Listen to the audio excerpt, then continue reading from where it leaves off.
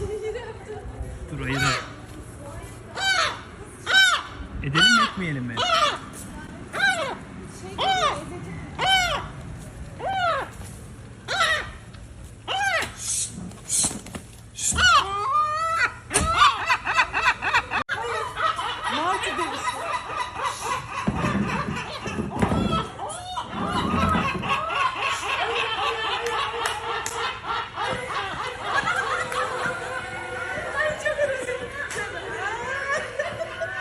Ay bak bak.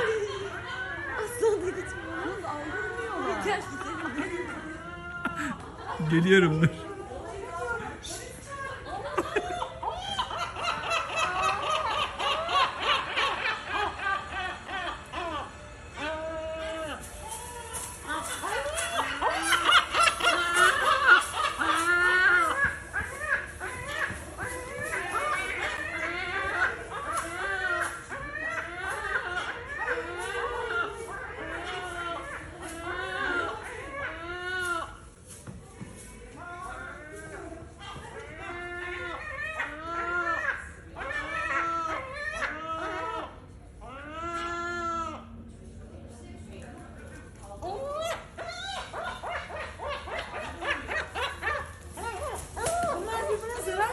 Ya bir şey.